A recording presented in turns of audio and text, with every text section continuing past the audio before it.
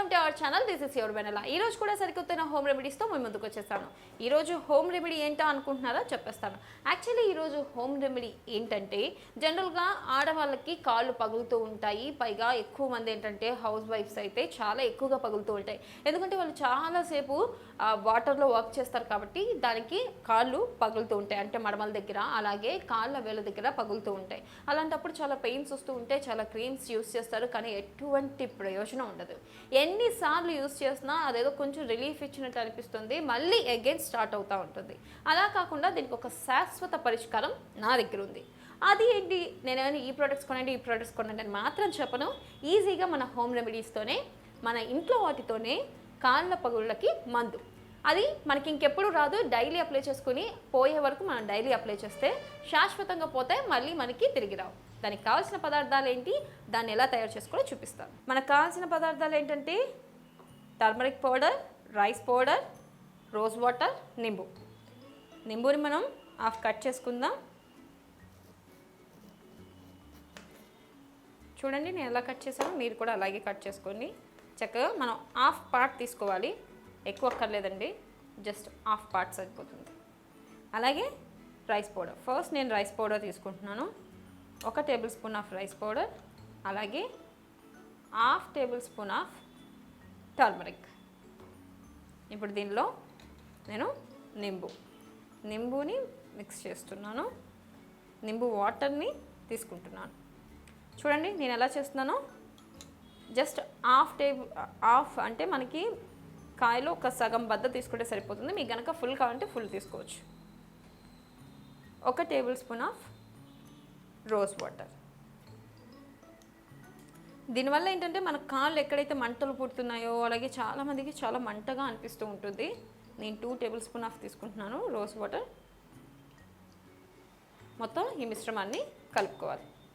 ఎక్కడైతే మన కాళ్ళు మడమలు మంటలు వచ్చేస్తూ ఉంటాయి, అలాగే కొంచెం చాలాసార్లు ఏంటంటే ఆ మంటల వల్ల మనం పడుకోలేము, బయట ప్రోడక్ట్స్ యూస్ చేస్తే సరిగ్గా పని చేయవు, చాలా ఇబ్బందిగా అనిపిస్తూ ఉంటుంది. అలాంటప్పుడు ఏంటంటే మనం చక్కగా మన ఇంట్లోనే ఈ మిశ్రమాన్ని తయారు చేసుకోవచ్చు. ఇప్పుడు దీన్ని మనం కాటన్తో చక్కగా ఎక్కడైతే పగిలినాయో అక్కడ అప్లై చేసుకోవాలి. చూడండి పేస్ట్ అయితే రెడీ అయిపోయింది. చక్కగా పసుపు, మనకి రోజ్ వాటర్, నింబు, చక్కగా రైస్ పౌడర్ ఏంటంటే మన దాంట్లో అంటే కాళ్ళలో ఉన్న డస్ట్ని వాటిని తీసేయడానికి బాగా ఉపయోగపడుతుంది. అలాగే టర్మరిక్ అంటారా, టర్మరిక్ అనేది కాళ్ళు పగిలిపోయాయి కదా, జనరల్గా మనం ఎక్కడైనా దెబ్బ తగిలినా దాన్ని ఎందుకు అప్లై చేస్తారంటే ఇన్ఫెక్షన్స్ రాకుండా, అంటే దెబ్బ తగిలిన చోట ఇన్ఫెక్షన్స్ రాకుండా మనం టర్మరిక్ పౌడర్ని యూస్ చేస్తాం. రోజ్ వాటర్ ఏంటంటే రోజ్ వాటర్ కొంచెం చల్లదనాన్ని ఇస్తుంది. దాంతోపాటు ఏంటంటే లోపల ఏవైతే క్రిములు ఉన్నాయో చచ్చిపోతాయి. దాంతో లెమన్ వల్ల చాలా యూజెస్ ఉన్నాయి. స్కిన్ చాలా బాగుంటుంది. దాంతోపాటు లోపలైతే ఏదైతే మనకి పగిలిపోయిన తర్వాత కొంచెం స్కిన్ కనిపిస్తూ ఉంటుంది, ఆ స్కిన్ని మళ్ళీ ఇలా పుడుకుపోవడానికి, అంటే ఆ స్కిన్ని నార్మల్ చేయడానికి లెమన్ బాగా యూజ్ అవుతుందండి. ఇప్పుడు చూడండి కాటన్ బౌల్ నేను తీసుకున్నాను. మిశ్రమంలో మనం కాటన్ బౌల్ని ఇలా మిశ్రమంలో ముంచుకొని ఎక్కడైతే మనకి పగిలి ఉన్నాయో అక్కడ అప్లై చేయాలి. నేనైతే అప్లై చేయట్లేదు, అది కాళ్ళకు అప్లై చేయాలి కాబట్టి నేను స్కిన్కి కూడా అప్లై చేసి చూపించట్లేదు. ఈ మిశ్రమాన్ని తయారు చేసుకొని ఇలా కాటన్తో ఎక్కడైతే పగిలి ఉందో అక్కడ అప్లై చేసుకోండి.